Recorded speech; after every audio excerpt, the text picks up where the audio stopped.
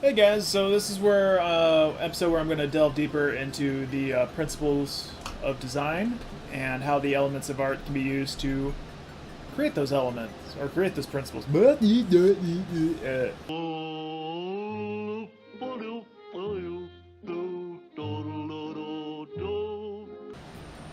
So let's do balance and see what we can how we do balance with line, shape, space, things like that. So let's start with line, how we can balance that out.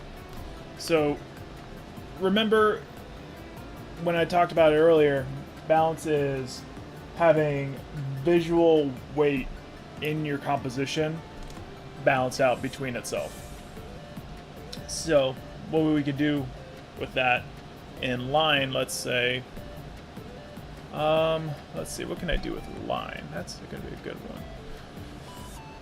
We could go a little bit more abstract, let's say. So let's say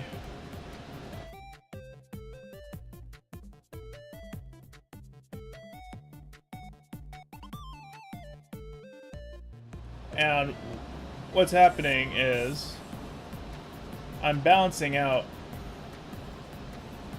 the left of my composition and the right of my composition.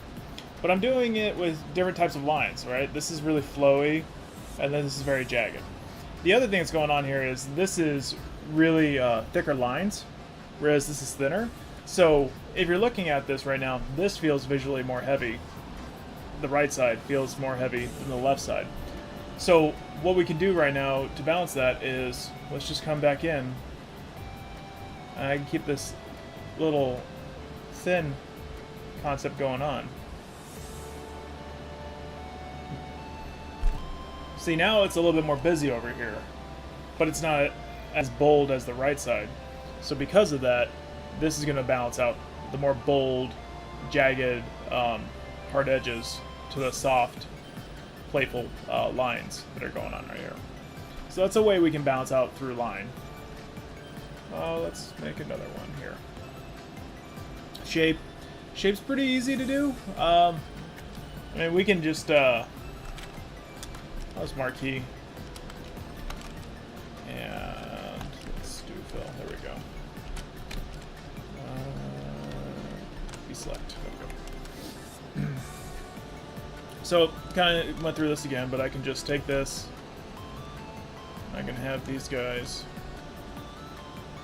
like that. And then I could take this if I wanted to try and balance it out. And I can go kind of extreme on this too, let's say.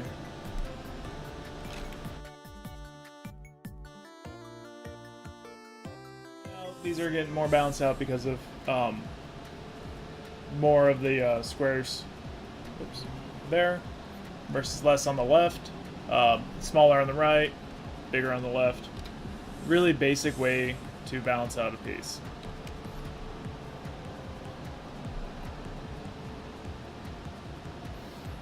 Okay.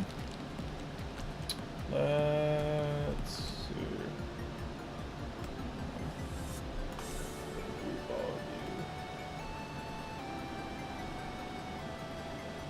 Okay. Let's do color. Color's a fun one.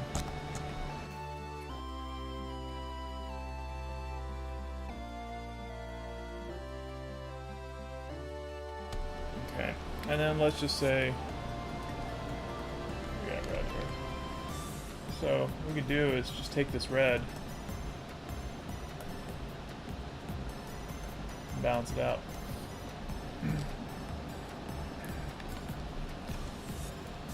And you might be like, why does the red balance out the green? It's because they're complementary colors, and it's something I will cover in a later episode. But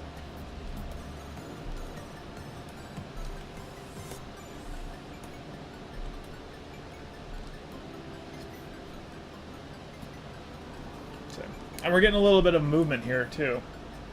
Kind of looks like we're going from the bottom left to the top right.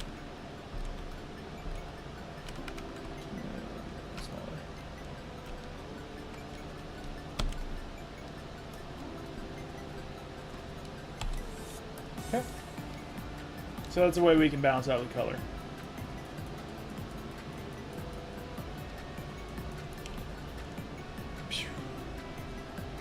Alright, so we could use space to create balance. So it's kind of using shape the same way, but it's using it in a different different way. So let's say I have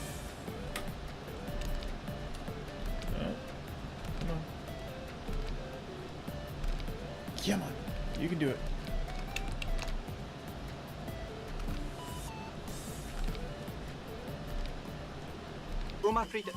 Hurry up, will you? I haven't got all day. There we go. So let's say I could take that, and then let me flip it horizontally, vertically. There we go. Honestly, this is using space to create balance. Alright. It's a little abstract.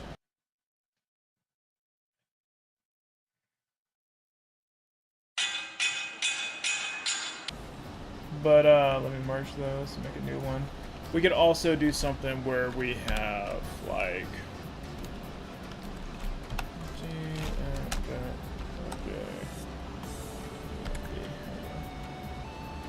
do something like this.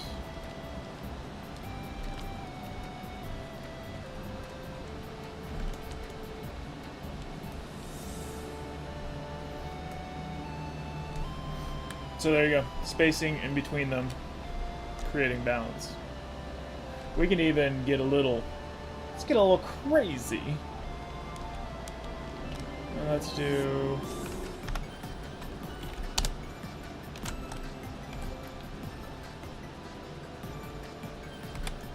B means move.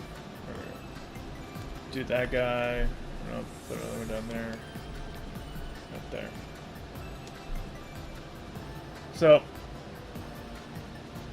we're creating space, or balance through these shapes, and it's cyclical balance as well.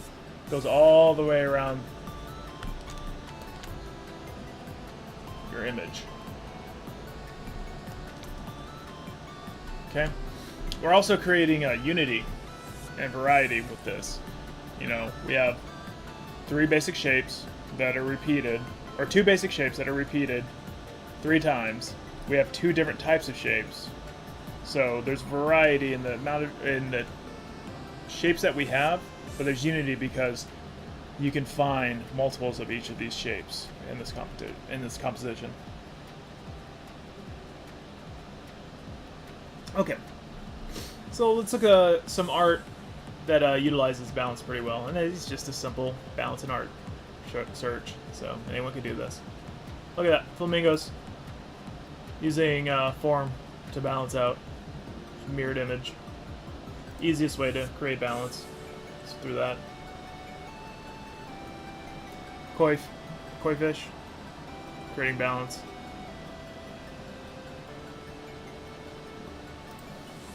Icons or iconography. There we go. Iconography usually has pretty good semblance of balance in it because everything is just mirrored in one way or another.